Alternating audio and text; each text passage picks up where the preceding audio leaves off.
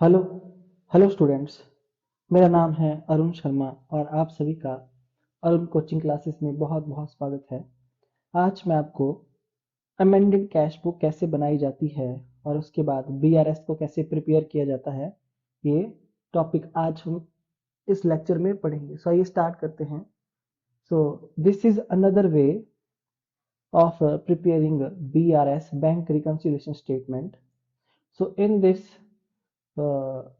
first of all we complete और amend the cash book. मतलब हम क्या करेंगे, सबसे पहले कैश बुक को प्रिपेयर करेंगे, कैश बुक को बनाएंगे। हम जो भी इंफॉर्मेशन हमसे मतलब एंटर करना रह गई है, जिसको हमने एंटर कैश बुक में नहीं किया है, वो सारी ट्रांजैक्शन हम सबसे पहले कैश बुक में एंटर करेंगे on the basis of given information. Then उसके बाद हम क्या करेंगे, बीआरएस को प्रिपेयर करेंगे, बैंक रिकंसिलिएशन स्टेटमेंट प्रिपेयर करेंगे on the basis of amended cash book. तो इसके लिए ये प्रोसीजर यहाँ पे इसका बताया गया है कि हमको क्या क्या मतलब चीज फॉलो करनी पड़ेगी। सो फर्स्ट स्टेप है, आपको कैश बुक बनानी पड़ेगी, वो भी सिर्फ और सिर्फ बैंक कॉलम। तो हम प्रिपेयर करेंगे cash book with bank column only. The cash book is prepared at first with the balance of cash book given in the question showing bank column only। और जहां पे सिर्फ और सिर्फ क्वेश्चन में बैंक कॉलम ही दिखाएंगे हम। उसके बाद जब हमने कैश बुक को बना लिया, अमेंडेड कैश बुक को बैंक कॉलम के साथ, उसके बाद हम क्या करेंगे, नेक्स्ट स्टेप रेक्टिफाई करेंगे जो भी एरर्स हमने की होगी, जो भी गलतियां हमने की होंगी, उन एरर्स को हमने ठीक करना है। So all errors that have been committed in the cash book will have to rectified, मतलब हमको ठीक करेंगे by passing adjusting entries in the cash book. So for example, जैसे कि कोई इनकरेक्ट अमाउंट है तो हम उसको ठीक करेंगे, या डबल रिकॉर्डिंग की है हमने किसी अमाउंट की तो उसको ठीक करेंगे। फिर रिकॉर्डिंग ऑन इनकरेक्ट साइड, अगर हमने गलत कॉलम में लिख दिया है अमाउंट या गलत साइड लिखा है, मतलब डेबिट में लिखना था हमने क्रेडिट में लिख दिया है, तो ऐसी गलतियों को हम ठीक करेंगे। जैसे check issued but not recorded, उसके बाद check deposited but not recorded, और ओवरकास्टिंग और अंडरकास्टिंग ऑफ डेबिट और क्रेडिट साइड। तो ये सारी की सारी जो एरर्स होगी उनको रेक्टिफाई किया जाएगा।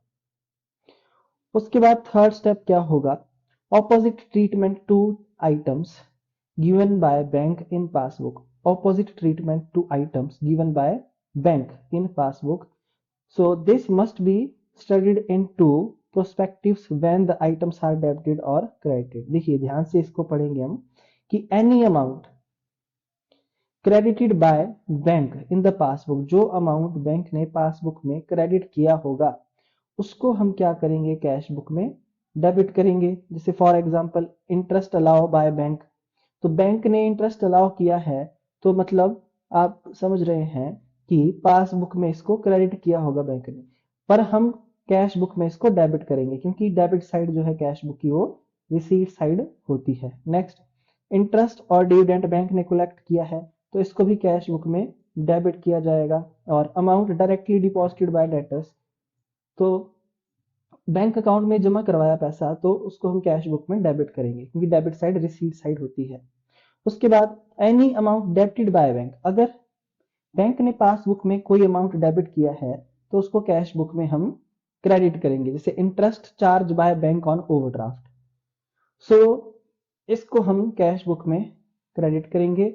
Bank charges debited by bank, इसको भी हम कैश बुक में क्रेडिट करेंगे। Payment made by bank on standing instruction of the customer, इसको भी हम क्रेडिट करेंगे। और cheque sent for collection but not dishonour, इसको भी हम क्रेडिट करेंगे। तो इन सारी एंट्रीज को हम कैश बुक में क्रेडिट कर देंगे, पेमेंट साइड में लिखेंगे।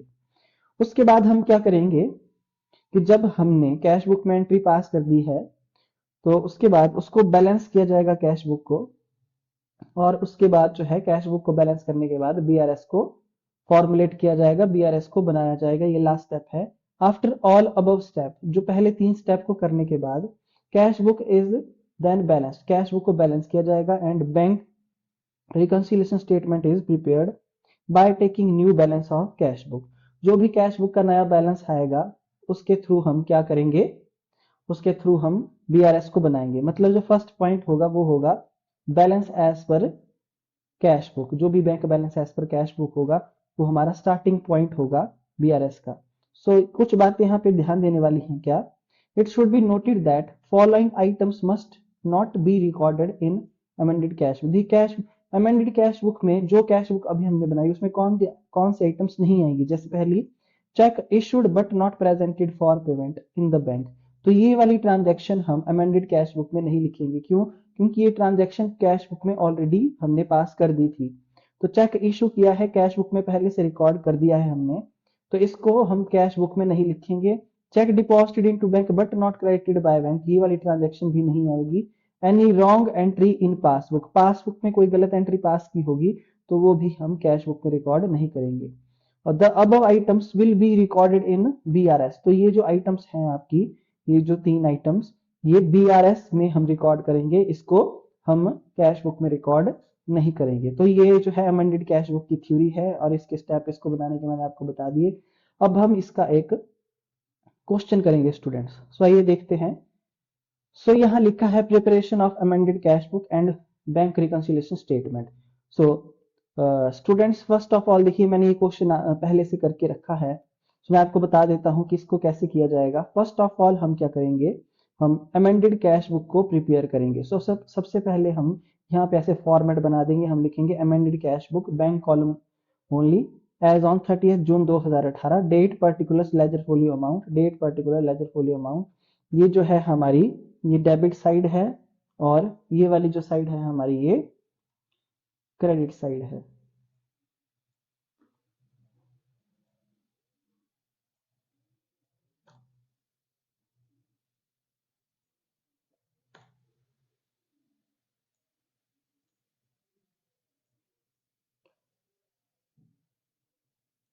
सो फर्स्ट ऑफ ऑल यहाँ पे हमारे पास क्या दिया है, cash book of Bajaj traders, cash book of Bajaj traders, there was a balance of 22,250 standing to their credit in bank on 30 June 2018। मतलब ये जो बैलेंस आपके पास दिया गया है ये कैश बुक का बैलेंस है स्टूडेंट्स। ये तो हम यहाँ पे लिखेंगे to balance brought down 22,250। Cash book का ये बैंक कॉलम का बैलेंस है और ये डेबिट बैलेंस होता है कैश बुक का, सबको पता है। तो यहाँ पे लिख देंगे हम 22,250।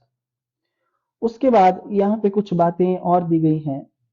On investigation you find that क्या, check amounting 30,000 issued to creditors have not presented for payment till that date। तो स्टूडेंट्स मैंने आपको बताया ये वाली ट्रांजैक्शन कैश बुक में यहाँ पे नहीं आएगी। उसके बाद next, cheque paid into bank, cheque जो है वो पे किया गया है 52,500 रुपीज का बैंक में, सिर्फ और सिर्फ 27,500 के चेक ही जो है वो बैंक ने कलेक्ट किए हैं। तो ये वाली एंट्री भी मैंने आपको बताया कि कैश बुक में अमेंडेड कैश बुक में नहीं आती है। नेक्स्ट है कि डिविडेंड जो है वो बैंक ने कलेक्ट किया है 2,000 का और रेंट भी कलेक्ट किया है, बैंक ने रिसीव किया है 3,000 का, पर उसको कैश बुक में रिकॉर्ड नहीं किया है। तो जो चीज कैश बुक में रिकॉर्ड नहीं हुई है उसको रिकॉर्ड करेंगे। हम लिखेंगे यहाँ पे बाय लिखेंगे sorry to dividend received account और टू रेंट रिसीव्ड अकाउंट 2,000 और 3,000 इस तरीके से। उसके बाद नेक्स्ट इंश्योरेंस प्रीमियम जो है वो बजाज ट्रेडर्स ने बजाज ट्रेडर्स के बिहाफ पर बैंक ने पे किया है, पेड बाय बैंक 1,350 रुपीज, जिसको कैश बुक में रिकॉर्ड नहीं किया है। तो स्टूडेंट्स ये क्या है हमारी, ये हमारी पेमेंट है और ये कैश बुक में रिकॉर्ड नहीं हुई है, ये पेमेंट है हमारी। तो अब हम इस पेमेंट को क्या करेंगे, रिकॉर्ड करेंगे। तो हम लिखेंगे बाय ड्राइंग्स अकाउंट, क्योंकि ये मेरा पर्सनल एक्सपेंस है बिजनेसमैन का। तो by drawings account 1,350 insurance premium हमने पे कर दिया, इसको हमने क्रेडिट साइड में लिखा और क्रेडिट साइड कैश बुक की पेमेंट साइड है। नेक्स्ट है बैंक चार्जेस 25, जिसको कैश बुक में रिकॉर्ड नहीं किया है। तो जो चीज कैश बुक में रिकॉर्ड नहीं हुई है उसको रिकॉर्ड करेंगे। हम लिखेंगे बाय बैंक चार्जेस ₹25।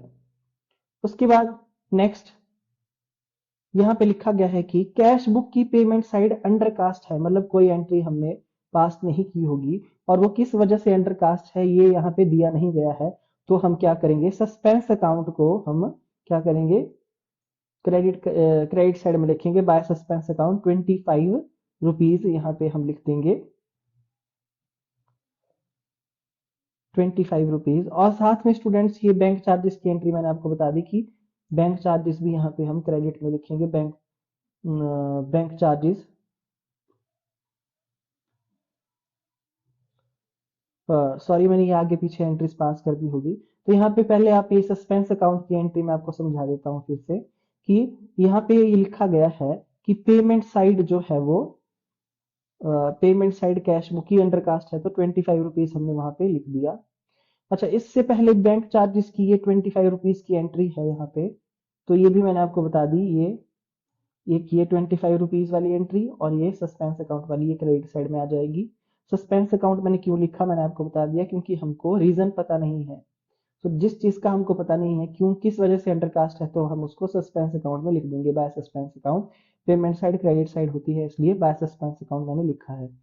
अच्छा, उसके बाद नेक्स्ट यहाँ पे लिखा है कि एक बिल्स पेबल है जिसको पे किया है बैंक ने, पर उसको कैश बुक में रिकॉर्ड नहीं किया है, तो अब हम रिकॉर्ड कर लेंगे, हम लिखेंगे by bills payable account 1000 rupees, जैसे कि यहाँ पे मैंने एंट्री पास कर दी है। उसके बाद बिल्स रिसीवेबल डिस्काउंट करवाया है बैंक से और उसके एट अ कॉस्ट यानी कि बैंक चार्जेस लगे हैं 50 रुपीज के, तो हम लिखेंगे to bills receivable account 3000 rupees, और हम लिखेंगे बाय बैंक चार्जेस ये अलग से 50 रुपीज जो यहाँ पे बताए गए हैं एट अ कॉस्ट, जो भी कॉस्ट आई है जो भी चार्जेस बैंक ने लिए हैं 50 रुपीज जो है बैंक चार्जेस में मैं इनको क्रेडिट कर दूंगा यहाँ पे बाय बैंक चार्जेस 50 रुपीज और टू बिल्स रिसीवेबल अकाउंट 3000। तो इस तरीके से मैंने एंट्रीज जो है यहाँ पे लिख दी है। उसके बाद हम क्या करेंगे, डेबिट साइड इसकी ज्यादा है तो डेबिट साइड का टोटल हमने किया, उसको फिर हमने क्रेडिट साइड 1350 25 1050 मैं आपको करके दिखा देता हूँ यहाँ पे कि 1350 प्लस 25 प्लस 1000 प्लस 50 प्लस 25 इन सब का टोटल किया और 30250 जो मेरे डेबिट साइड का टोटल है उससे मैंने माइनस किया, तो मेरे पास आंसर आया 27,800 रुपए। ये मेरी कैरी डाउन, ये मेरा बैलेंसिंग फिगर है। अब हम आंसर चेक करते हैं अमेंडेड कैश बुक का। अमेंडेड कैश बुक का balance of amended cash book जो है वो डेबिट बैलेंस यानी कि डेबिट साइड ज्यादा है, तो 27,800 रुपीज ही इसका आंसर है।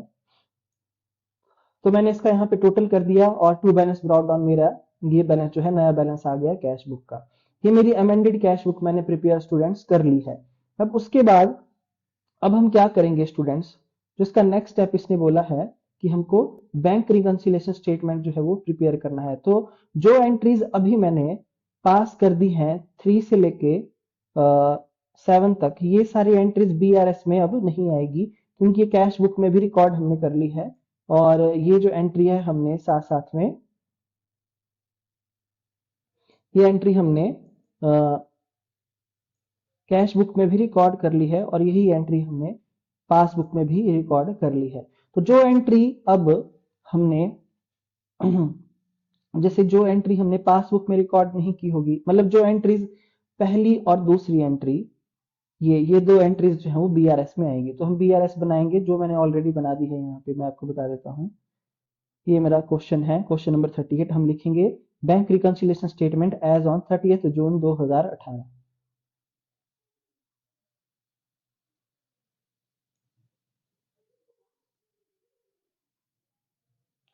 सबसे पहले हम यहाँ लिखेंगे debit bank balance as per cash book, debit यानी कि bank balance as per cash book, और डेबिट बैलेंस जो है फेवरेबल बैलेंस होता है, जो मेरा कितना आया है स्टूडेंट सबको पता है, मेरा जो आया है 27,800 रुपए ये, तो इसको मैं लिख दूंगा प्लस वाले कॉलम में। उसके बाद जो नेक्स्ट ट्रांजेक्शन यहाँ पे जो रिकॉर्ड नहीं की है हमने कैश बुक में, यानी कि चेक्स जो है 30,000 के इशू किए थे क्रेडिटर को, वो प्रेजेंट नहीं हुए हैं, तो हम यहाँ पे लिखेंगे check issued but not presented for payment. तो स्टूडेंट्स कैश बुक से क्वेश्चन स्टार्ट है, हम किस पे ध्यान देंगे, हम देंगे ध्यान पासबुक पर। अगर पासबुक का बैलेंस जो है वो इंक्रीज होता है स्टूडेंट्स, तो हम क्या करेंगे, आइटम को ऐड करेंगे, और पासबुक का बैलेंस अगर कम होता है तो हम इसको माइनस कर देंगे। तो चेक इशू किए पर वो प्रेजेंट नहीं हुए हैं बैंक के पास पेमेंट के लिए, तो पासबुक का बैलेंस बढ़ रहा है तो इसको हम ऐड करेंगे, 30,000 रुपीज को हम ऐड कर देंगे। उसके बाद नेक्स्ट ट्रांजेक्शन है हमारी cheque paid into bank amounting to 5250, ये 52,500 के टोटल ये चेक थे जो हमने बैंक में जमा करवाए थे। तो कैश बुक में तो ये पूरी एंट्री पास हो गई है, पर बैंक ने जो है वो 30 जून तक 27,500 के चेक को ही क्रेडिट किया। यानी कि बैंक ने यहाँ पे कितने चेक स्टूडेंट्स, हम यहाँ पे मैं आपको करके बता देता हूँ, 5 to 500 माइनस 27,500 रुपीज, 25,000 के चेक को क्रेडिट नहीं किया है, तो कैश बुक का बैलेंस डाउन है तो ये लेस हो जाएगा। Less checks paid into bank but not credited by bank 25,000, इस तरीके से। तो अब हम प्लस का कॉलम जो है वो आप देख सकते हैं ज्यादा है, तो 57,800 रुपीज इसका टोटल है। तो हम क्या करेंगे, 25,000 को माइनस कर देंगे 57,800 से, और ये जो डिफरेंस है 3280 आ जाएगा, 32,800।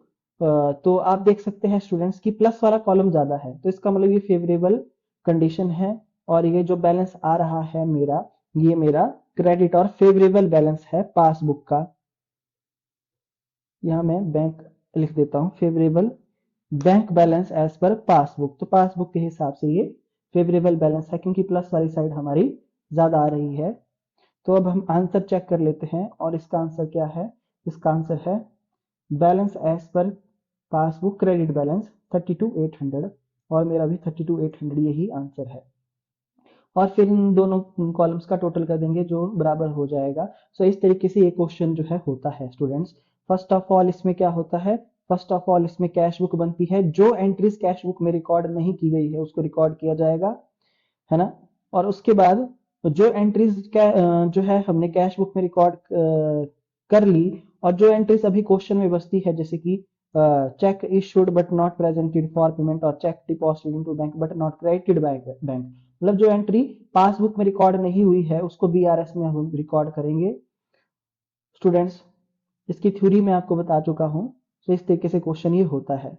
सो आई होप आपको समझ में आ गया होगा। सो स्टूडेंट्स अगर आपको कोई प्रॉब्लम आती है तो आप जो है मुझसे कांटेक्ट कर सकते हैं, और क्वेश्चन नंबर जो 39 है वो भी मैं आपको खुद करवाऊंगा। एक बार आप फिर से लेक्चर को ध्यान से सुने, ध्यान से देखें, आपको समझ में आ जाएगा। Thank you so much.